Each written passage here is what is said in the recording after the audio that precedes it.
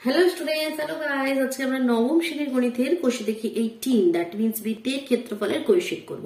আর আজকে আমরা স্টার্ট করব কোয়েশ্চেন নাম্বার 21 থেকে, কারণ কি প্রিভিয়াস ভিডিওতে কোয়েশ্চেন নাম্বার 20 পর্যন্ত কমপ্লিট হয়ে গিয়েছিল। যদি দেখে না থাকো আই বাটনে ক্লিক করে অথবা চ্যানেলে ভিজিট করে প্লেলিস্ট চেক করে দেখে নাও, কেমন? তো কোয়েশ্চেন নাম্বার 21 কি বলছে দেখো, একটি সমবাহু ত্রিভুজের পরিবৃত্তের ক্ষেত্রফল 462 বর্গ সেমি।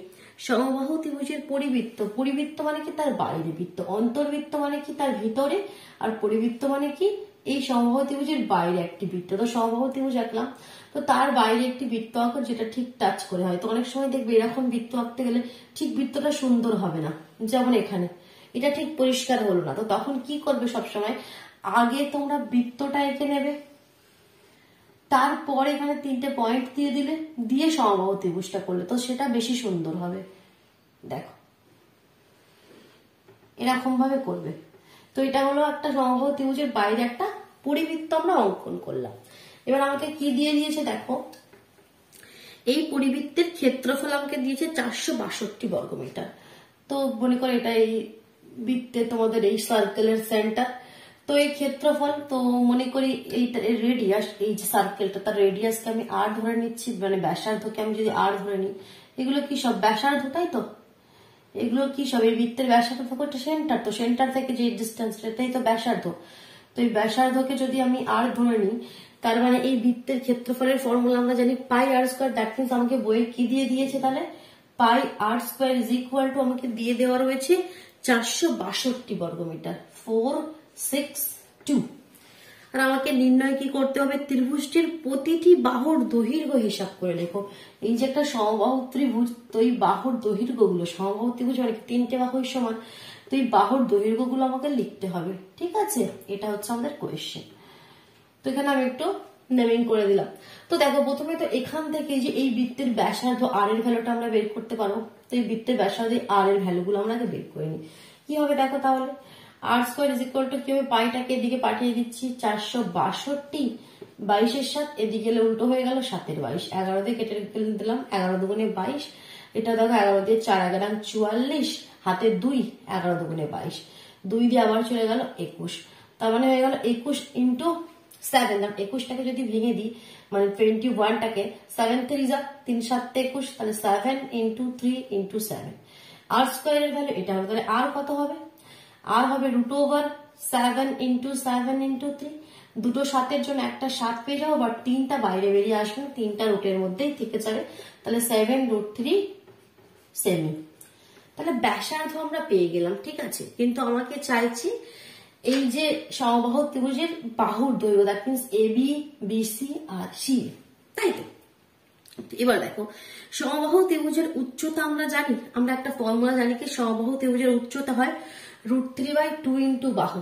এই যে সমবাহু ত্রিভুজের উচ্চতা মানে কি, এখান থেকে এতটাই পুরোটা, এই যে উচ্চতা, সমবাহু ত্রিভুজের উচ্চতা কাকে বলে? এই সমবাহু ত্রিভুজ মানে এই যে উচ্চতাটা, এটা আমরা কি জানি, লিখছি আমি এখানে, কি আমরা জানি সমবাহু ত্রিভুজের উচ্চতা is equal to √3/2 ইন্টু বাহু, ঠিক? সমবাহু ত্রিভুজের উচ্চতা হয় √3/2 ইন্টু বাহু। সমবাহু ত্রিভুজের ক্ষেত্রে আমরা আর একটা ফর্মুলা জানি, সমবাহু ত্রিভুজের পরিবৃত্তের ব্যাসার্ধ, মানে সমবাহু ত্রিভুজের বাইরে যে বৃত্ত থাকে সেই পরিবৃত্তের ব্যাসার্ধের একটা আমরা ফর্মুলা জানি। এগুলো একটা খাতায় আমি বলেছি, যখনই কোনো ফর্মুলা হবে সেগুলো একটা আলাদা খাতা করবে, সেখানে সব নোট ডাউন করে রেখে দেবে। তো আমরা আরেকটা ফর্মুলা কি জানি, সমবাহু ত্রিভুজের পরিবৃত্তের ব্যাসার্ধ, পরিবৃত্তের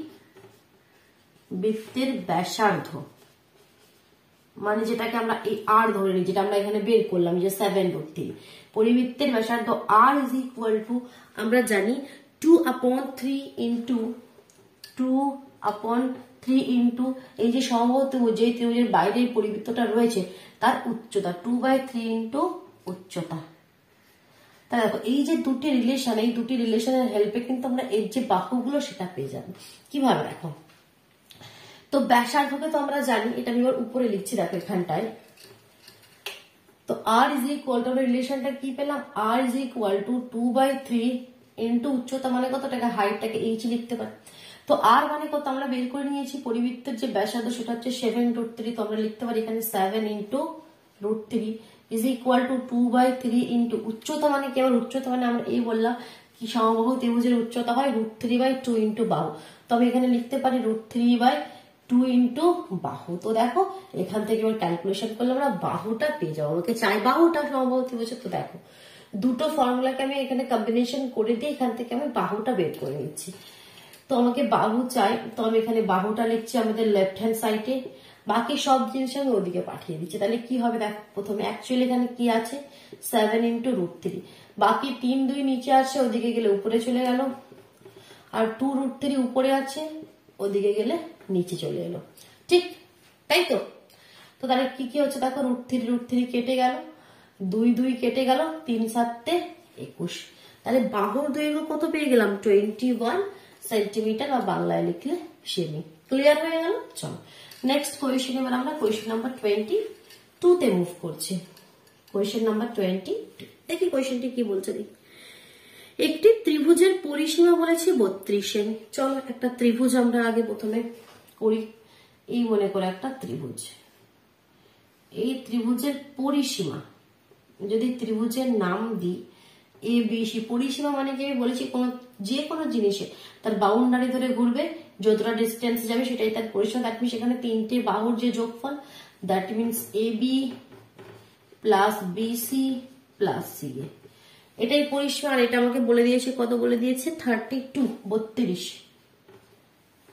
তারপরে কি বলছে দেখি, ত্রিভুজটির অন্তর্বৃত্তের ক্ষেত্রফল 38.5 বর্গ সেমি। অন্তর্বৃত্ত মানে কি, এর ভিতরে বৃত্ত, এর ভিতরেই একটা আমরা বৃত্ত করে ফেললাম, ঠিক সুন্দরভাবে হলো না, এই আমাদের একটা দাঁড়াও একটু, ঠিক তো মোটামুটি হলো একটা বৃত্ত, তার ক্ষেত্রফল আমাকে বলে দিয়েছে। দ্যাট মিনস এই বৃত্ত, তাহলে এই যে রেডিয়াস মানে এই যে ব্যাসার্ধ, এগুলোকে যদি আমি আর ধরে নিই, ব্যাসার্ধ গুলোকে যদি আমি আর ধরে নিই, তো আমাকে কি দিয়ে দিয়েছে πr², ক্ষেত্রফল πr² ইজ ইকুয়াল টু 38.5, এটা আমাকে বলে দিয়েছে। চেয়েছে কি ত্রিভুজটির ক্ষেত্রফল হিসাব করে লেখো, এই যে ত্রিভুজ, এই ত্রিভুজের ক্ষেত্রফল হিসাব করে লেখো, ঠিক আছে। তো এখান থেকে আমি আগে আর এর ভ্যালুটা, ব্যাসার্ধটা, রেডিয়াসটা ক্যালকুলেট করে আগে রেখে দিই।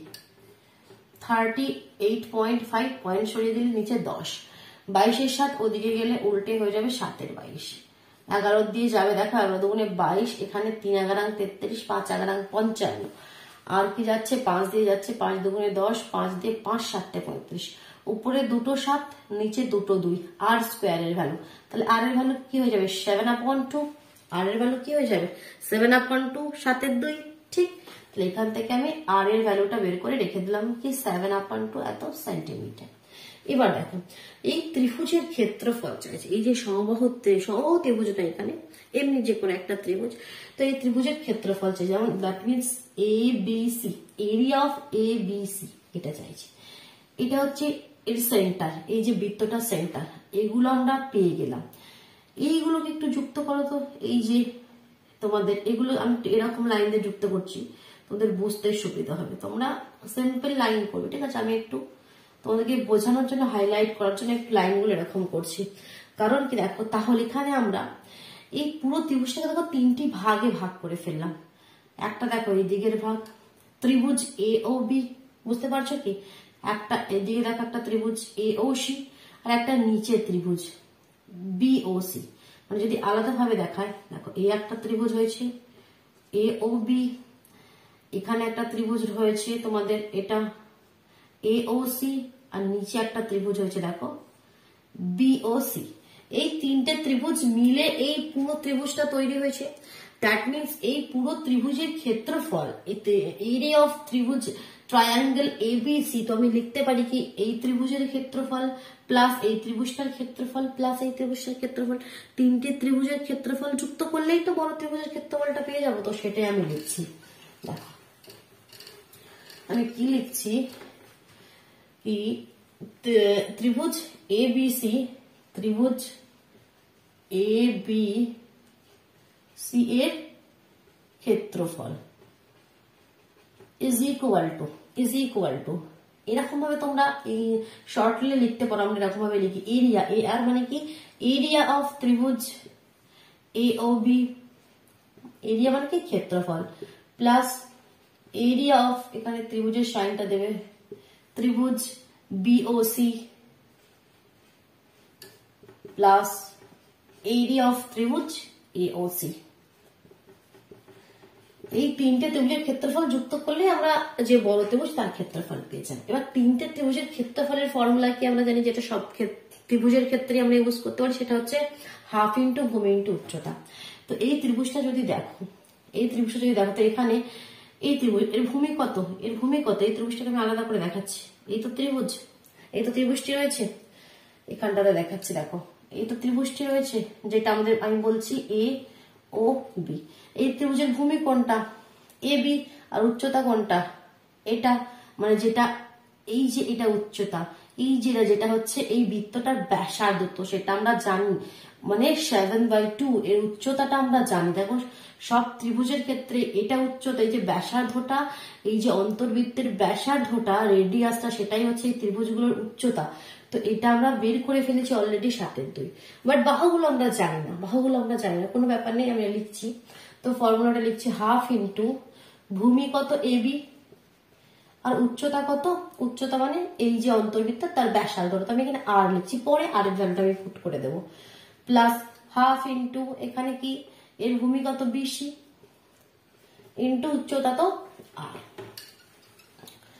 প্লাস হাফ ইন্টু এর ভূমি কত এসি, আর উচ্চতা হচ্ছে আমাদের আর। তো দেখো তিনটের মধ্যে হাফ আর আর, হাফ আর হাফ আর কমন রয়েছে, তো আমি সেটা কমন নিয়ে নিতে পারি। হাফ আরটাকে বাইরে বের করে নিলাম, ভিতরে কি পড়ে থাকবে তাহলে A B plus BC plus C, ঠিক। তো দেখো আমাদের অ্যান্সার এবার চলে এসেছে, আর 2 লাইন শুধুমাত্র। তো হাফ আর এর জায়গায় কি পুট করে দেবো 7/2, আর AB plus BC plus C আমাকে প্রথমেই বলে দিয়েছিল এর পরিসীমা 32, 3 থেকে যোগ করলে 2 জায়গায় 32 লিখে দিই, 2 দিয়ে 16 দুগুণে 32, 2 দিয়ে 8 দুগুণে 16, 57 বর্গ সেমি। ক্লিয়ার হলো কিভাবে কোয়েশ্চেনটা নিয়ে এলাম? আর কোনো ডাউট নেই? অসুবিধা হলে অবশ্যই কিন্তু কমেন্ট বক্সে জানাবে, যে কোনো জায়গায় যে কোনো কোয়েশ্চেন। দেখো আমরা নেক্সট কোয়েশ্চেন নাম্বার 23 তে মুভ করছি। 20 সেমি, 15 সেমি, 25 সেমি বাহু বিশিষ্ট ত্রিভুজের অন্তর্বৃত্ত ও পরিবৃত্তের ব্যাসার্ধের দৈর্ঘ্য হিসাব করে লিখি, অন্তর্বৃত্ত এবং পরিবৃত্তের ক্ষেত্রফল হিসাব করে লিখি। আচ্ছা, প্রথমে একটা ত্রিভুজ বলে দিয়েছে, সেই ত্রিভুজের সাইড গুলো তোমাকে আবার বলে দিয়েছে, ঠিক। এটা আমি ক্লিয়ার করে দিলাম, কেমন অসুবিধা হলে পজ করে করে নেবে। নেক্সট আমরা যাচ্ছি কোয়েশ্চেন নাম্বার 23 তে। একটা ত্রিভুজ বলে দিয়েছে, তার বাহুর দৈর্ঘ্য কি কি বলেছে, 20, 15 আর 25। একটা বলছে 20 সেমি, একটা বলছে 15 সেমি, আর একটা হচ্ছে 25 সেমি। তো বাহুগুলো যদি ভালোভাবে লক্ষ্য করো, দেখো 20 square plus 15 square is equal two 25 square হচ্ছে কি 20 স্কোয়ার কত হয় দেখো তো 400, 15 স্কোয়ার 15কে 15 দিয়ে গুণ করলে কত হয় 5 5 25 5 হাতে 2 7, 5 একে 5 1, 5 7 5 12 2 হাতে 1, 225 হয়। আর 25কে 25 দিয়ে গুণ করলে কত হয় 625 হয়। কত হয় 625 হয়, ঠিক। আবার গুণ করে দেখি না, যাদের ডাউট হচ্ছে। 5 5 25 5 হাতে 2, 5 2 10 আর 2 12, 5 10 0 হাতে 1, 5 তাহলে 5 2 6, 625। তো 400 প্লাস 225 মানে কি 625। তো দ্যাট মিনস এটা একটা সমকোণী ত্রিভুজ, যার দেখো অতিভুজের স্কোয়ার ইজ ইকুয়াল টু লম্ব স্কোয়ার প্লাস ভূমি স্কোয়ার। তো এই সাইড গুলো দেখে আমরা এখান থেকে এটা ক্লিয়ার করে ফেললাম কি এই যে ত্রিভুজটা দেখছি সেটা একটা সমকোণী ত্রিভুজ, তাই তো। তো সেই ত্রিভুজটা আমাকে সেরকম ভাবে বানাতে হবে, এরকম ভাবে। এই একটা আমাদের সমকোণী ত্রিভুজ, যার অতিভুজটা কত 25, যার জন্য এটা হলো কি 25 স্কোয়ার ইজ ইকুয়াল টু অতিভুজের স্কোয়ার ইজ ইকুয়াল টু ভূমি স্কোয়ার। ভূমি হচ্ছে আমাদের 20, আর এটা হচ্ছে আমাদের 15। এটা যে কোনো একটাকে 20 দিতে পারো, যে কোনো একটাকে 15 দিতে পারো। দ্যাট মিনস এটা একটা সমকোণী ত্রিভুজ। মেন যে বলার কথাটা আমার, এটা একটা সমকোণী ত্রিভুজ, ঠিক। তো এর একবার পরিবৃত্ত আঁকতে হবে, একবার অন্তর্বৃত্ত আঁকতে হবে। পরিবৃত্ত মানে একবার বাইরে সার্কেল আঁকতে হবে, একবার এর ভিতরে সার্কেল আঁকতে হবে। ঠিক কনসেপ্টটা কি বলছো বুঝতে পেরেছো? তো সেই যে পরিবৃত্ত হবে তার ব্যাসার্ধ এবং ক্ষেত্রফল তোমাকে আলাদা আলাদা করে বের করে আমাকে দেখাতে হবে। ঠিক, এটা হচ্ছে আমাদের মেন কোয়েশ্চেন। তো দেখো, প্রথমে যদি আমি অন্তর্বৃত্ত আঁকি মানে কি এর ভিতরে এঁকে ফেললাম, এটা হচ্ছে তার সেন্টার। এখানে আর কিন্তু অন্য কিচ্ছু দেওয়া নেই, আর অন্য কিচ্ছু দেওয়া নেই। তো দেখো এটা আগের তো ঠিক আগের কোয়েশ্চেনের মতো কনসেপ্ট। তো এগুলো কি হয়ে গেল, এই বৃত্তের ব্যাসার্ধ আর, এবার এইগুলোকে যুক্ত করে দেবে। আমি একটু এরকম করে হাইলাইট করার জন্য একটু লাইনগুলো এরকম করে দেখাচ্ছি।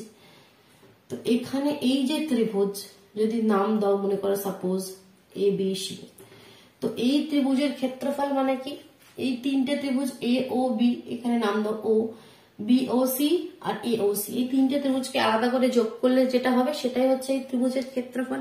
ঠিক তাই তো?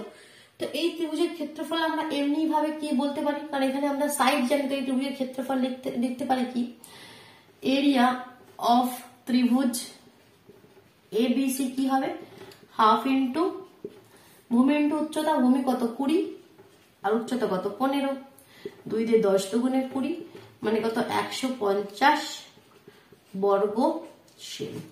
একটা তো এই ত্রিভুজের আমরা ক্ষেত্রফল এখানে আমাদের ফর্মুলা দিয়ে বের করে ফেললাম।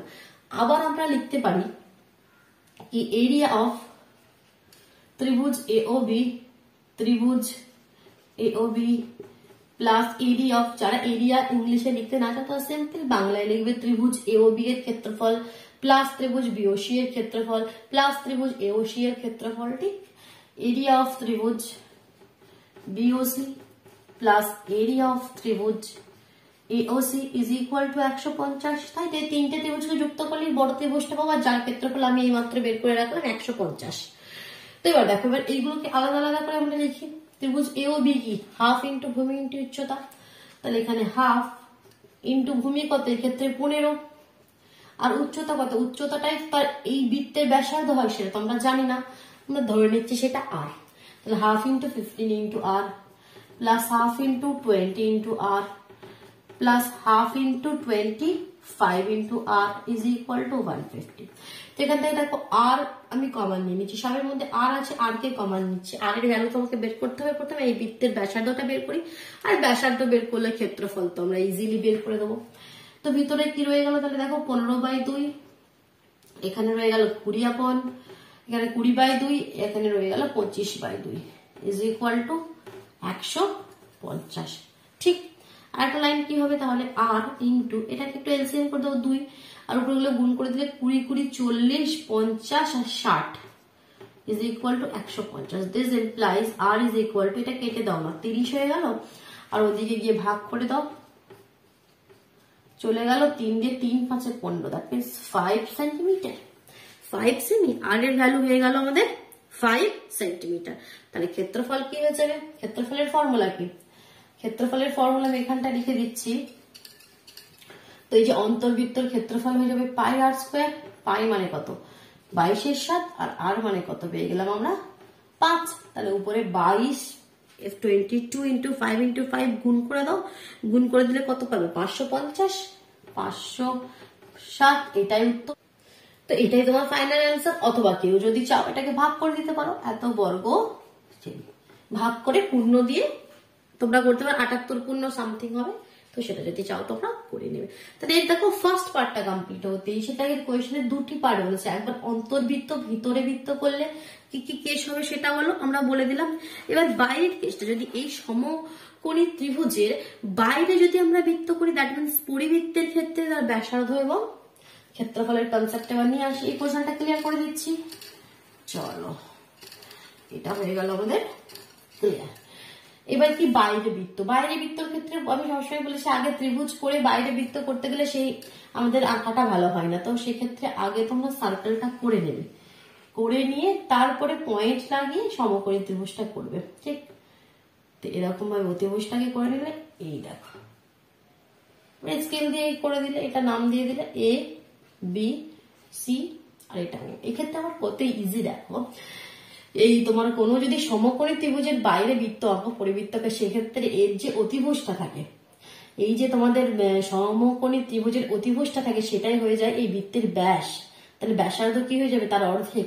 তো এর তোমাদের অতিভুজটা কত? 25, হাইপোটেনিয়াসটা 25, দ্যাট মিনস রেডিয়াস কত হয়ে যাবে? তার অর্ধেক।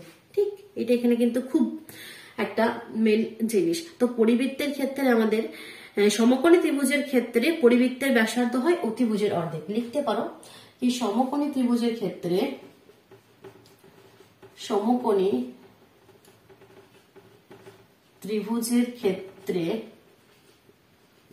পরিবৃত্তের ব্যাসার্ধ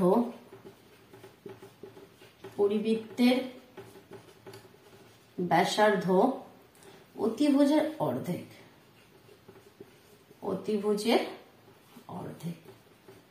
তাহলে আমরা কি লিখে দিলাম? অতএব r is equal to 25/2, r is equal to 25/2। তাহলে ব্যাসার্ধটা আমরা পেয়ে গেলাম এত সেন্টিমিটার। তাহলে ক্ষেত্রফল কত হয়ে যাবে? এই বৃত্তের ক্ষেত্রফল হয়ে যাবে পাই আর স্কোয়ার, ফর্মুলা আমরা জানি, 22/7 ইন্টু 25/2 ইন্টু 25/2। জাস্ট একটুকে গুণ করে দাও, একটু কেটেও দিতে পারো, 11 2 22। ঠিক, তাহলে উপরে গুণ করে দিলে পাবে 6875 বাই 7 2 14। তো এটাই অ্যান্সার। যদি কেউ চাও ভাগ করে দাও, 491 পূর্ণ 1/14, 491 পূর্ণ 1/14 এত বর্গ সেমি। ঠিক, ক্লিয়ার হলো? চলো নেক্সট কোয়েশ্চেন নাম্বার 24 এ মুভ করছি। না, জয়া একটি বর্গক্ষেত্র অঙ্কন করলো।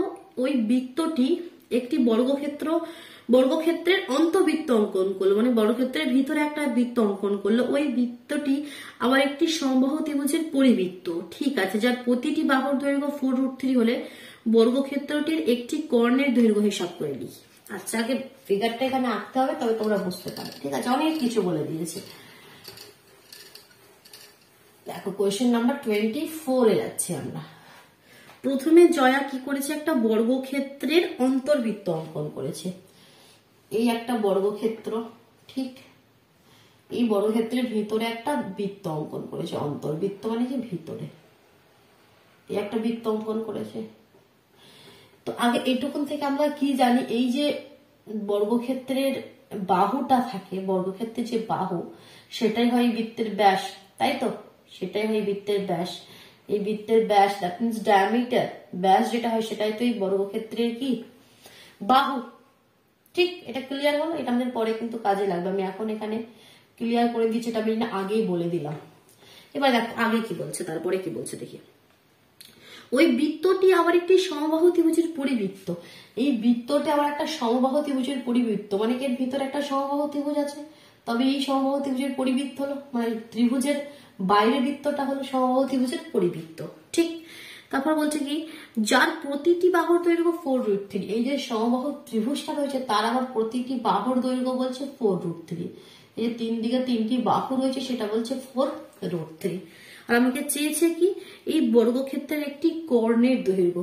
বর্গক্ষেত্রের কর্ণ মানে কি? এখান থেকে এটাই যে কর্ণ। তো বর্গক্ষেত্রের কর্ণ, যে কোনো বর্গক্ষেত্র, এই বর্গক্ষেত্রের কর্ণ, এই দৈর্ঘ্যটা চেয়েছে। কর্ণ বের করতে গেলে আমাকে আগে সাইড বের করে নিতে হবে। আমি যদি কোনো না কোনো ভাবে বর্গক্ষেত্রের আমরা সাইডটা, বাহুটা বের করে ফেলতে পারি, তো আমরা একটা ফর্মুলা জানি কি? বর্গক্ষেত্রের কর্ণ হয় √3 ইন্টু বাহু। বর্গক্ষেত্রের কর্ণ কি হয়? √3 ইন্টু বাহু। তো আমাকে মেন বাহুটা আগে বের করতে হবে। বাহুটা বের করলে আমরা কর্ণ ইজিলি বলে দিতে পারবো। আর বাহু মানে কি? আমি বলেছি এই বৃত্তের ব্যাস। দ্যাট মিনস আমাকে এই বৃত্তটির ব্যাস, দ্যাট মিনস 2r। ব্যাস মানে কি? 2r, ব্যাসার্ধের ডবল। তো সেই ব্যাস আমাকে বের করে নিতে হবে। ব্যাস মানে কোনো না কোনো ভাবে এই r এর ভ্যালু আমাকে বের করতে হবে। ঠিক, মানে কতটা আমি ব্যাক ক্যালকুলেশন করে তোমাকে বলে দিলাম। দেখো r এর ভ্যালুটা আমাকে বের করতে হবে। ঠিক, তো সমবাহু ত্রিভুজের ক্ষেত্রে পরিবৃত্তের ব্যাসার্ধ আমরা কি জানি? সমবাহু ত্রিভুজের ক্ষেত্রে এই একটা কোয়েশ্চেনই আমরা লিখেছিলাম, আবার লিখছি আমি এখানে। সমবাহু ত্রিভুজের ক্ষেত্রে পরিবৃত্তের ব্যাসার্ধ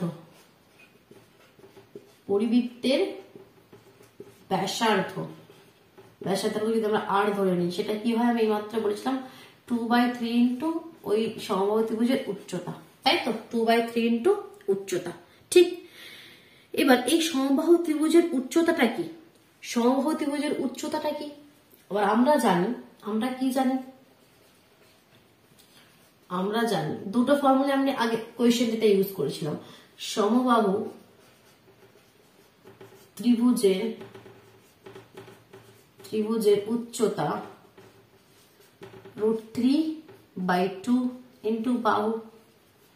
ঠিক, সমবাহু ত্রিভুজের উচ্চতা কি হয়? √3/2 ইন্টু বাহু। তো এই উচ্চতার এখানে, এই যে এখানে আমরা এই ভ্যালুটা পুট করে দিতে পারি। √3/2 ইন্টু বাহু মানে কি? বাহু আমাকে দিয়ে দিয়েছে কত? 4√3, 2 দিয়ে 2 দুগুণে 4, √3 মানে কত? 3, তার মানে 3 দুগুণে 6, 6 সেন্টিমিটার। তো দ্যাট মিনস এই যে পরিবৃত্তের ব্যাসার্ধটা কত ইজিলি পেয়ে গেলাম। তাহলে আমরা এখান থেকে আমি লিখতে পারি কি r, অতএব r is equal to 2/3 into উচ্চতাটা আমরা এখানে ক্যালকুলেট করে নিলাম 6, কারণ সমবাহু ত্রিভুজের উচ্চতা হয় √3/2 ইন্টু বাহু, বাহুর দৈর্ঘ্য দিয়ে দিয়েছি, সেটা পুট করে সমবাহু ত্রিভুজের উচ্চতা বের করে নিলাম। আর সমবাহু ত্রিভুজের ক্ষেত্রে পরিবৃত্তের ব্যাসার্ধ হয় 2/3 ইন্টু উচ্চতা, হাইট। তো সেই হাইটটা এখান থেকে লিখে দিয়ে 3 দিয়ে 3 দুগুণে 6, 4, 4 সেন্টিমিটার, 4 সেমি। আর ব্যাসার্ধ পেয়ে গেলাম মানে বাকি ক্যালকুলেশন আমি তোমাকে ব্যাক ক্যালকুলেশন করে বলে দিয়েছি। তো সেটা আবার এক এক করে লিখবো আমরা। তো অতএব পরিবৃত্তের ব্যাস কত হয়ে গেল? অতএব পরিবৃত্তের ব্যাস কত হয়ে গেল? ব্যাসার্ধ যদি 4 হয় তার ডবল, তার মানে 8 সেমি। আর যেটা পরিবৃত্তের ব্যাস সেটাই হচ্ছে বর্গক্ষেত্রের বাহু, যেটাই পরিবৃত্তের ব্যাস সেটাই হচ্ছে বর্গক্ষেত্রের বাহু। তাহলে অতএব বর্গক্ষেত্রের বাহুর দৈর্ঘ্য কত হয়ে গেল? বাহুর দৈর্ঘ্য হয়ে গেল 8 সেন্টিমিটার বা সেমি। ঠিক, তাই বর্গক্ষেত্রের বাহু যে পেয়ে গেলাম, এবার বর্গক্ষেত্রের কর্ণ আমরা পেয়ে যাবো, আমাকে চেয়েছে কর্ণ। অতএব বর্গক্ষেত্রের কর্ণ কত আমরা জানি? √2 ইন্টু বাহু, √2 ইন্টু বাহু, তার মানে √2 ইন্টু 8, তার মানে 8√2 এত সেন্টিমিটার বা সেমি। 8√2, ফাইনাল অ্যান্সারটা কত হলো? 8√2। বোঝা গেল কিভাবে? কোয়েশ্চেনটা কিন্তু খুব ইজি, বাট একের পর একটা জিনিসকে কেমন ভাবে লিঙ্ক করে দিয়েছে সেটা দেখেছো। এবার চলো আরেকটি কোয়েশ্চেন করবো, সেটা হচ্ছে কোয়েশ্চেন নাম্বার 25। সুমিত একটি তারকে দুটি সমান অংশে কাটলো। সুমিতের খেয়ে দিয়ে কাজ নেই, একটা তার আছে, সেটাকে কাটার কি প্রয়োজন ছিল? তো চলো দেখি। আবার সুমিত যখন করেছে আমরাও করি। সুমিতের কাছে একটা তার ছিল, সেই তারটিকে দুটি সমান অংশে কেটে দিল। ঠিক, কেটে দিয়ে কি করেছে? একটি অংশকে বর্গাকার এবং অপর অংশটিকে বৃত্তাকারে বাঁকালো। এই যে অর্ধেক অংশটা, এইখান থেকে এতটা, এটা কেটে একটা বর্গক্ষেত্র করলো এরকম, তারটাকে ঘুরিয়ে, আর এই তারটাকে ঘুরিয়ে একটা বৃত্ত, দ্যাট মিনস সার্কেল করলো, স্কোয়ার আর সার্কেল করলো। বৃত্তাকার তারটি বর্গাকার তারটির থেকে 33 বর্গ সেমি বেশি জায়গা নিল। বেশি জায়গা নিল মানে ক্ষেত্রফলের কনসেপ্ট। দ্যাট মিনস বৃত্তাকার তারটি তার বর্গাকার তারটি থেকে 33 বর্গ সেমি বেশি জায়গা নিল, মানে এর যে ক্ষেত্রফল, এর ক্ষেত্রফল কি হয়? ক্ষেত্রফলের ফর্মুলা কি হয়? সাইড ইন্টু সাইড, মানে বাহু গুণিত বাহু। তো এর যে ক্ষেত্রফলটা বলছে, তার থেকে যে বৃত্তটা রয়েছে তার ক্ষেত্রফল কত? 33 বর্গ সেমি বেশি। তো এর ক্ষেত্রফলটা কত? এর ক্ষেত্রফলের ফর্মুলা কি? πr²। যদি ব্যাসার্ধটাকে আমরা আর ধরে নিই, ক্ষেত্রফল কি হয়? πr²। তো এটার থেকে এটা বলছে 33 বর্গ সেমি বেশি। দেখ আমাদের এই যে বৃত্তের ক্ষেত্রফল, সেটা বর্গক্ষেত্রের থেকে 33 সেমি বেশি, কথাটার মানে কি? মানে হচ্ছে πr² মাইনাস বাহু ইন্টু বাহু, মানে কি? বাহু স্কোয়ার ইজ ইকুয়াল টু 33, তাই তো? যদি একটু অন্যভাবে একটা শর্টলি একটা কোনো নাম্বার দিয়ে বুঝে না, মনে করো বললো এর ক্ষেত্রফল 5 আর এর ক্ষেত্রফল কি বলছে? এর থেকে তোমার 3 সেমি বেশি। তো 5-এর থেকে 3 করে দিলে এটা 8 হয়ে যাবে, তাই তো? 3 সেমি বেশি। তো সেই 3টা কিভাবে পাবো আমরা? 8 থেকে 5 বিয়োগ করলে সেই 3টা পাবো, 8 - 5। তো সেরকম এটা কত? 33 সেমি বেশি। সেই যে বেশিটা কতটা বেশি সেটা কিভাবে পায়? এটা থেকে এটা মাইনাস করলে, বৃত্তের ক্ষেত্রফল থেকে বর্গক্ষেত্রের ক্ষেত্রফল মাইনাস করলে, দেখো 8 - 5, তবেই তো সেই কত বেশি?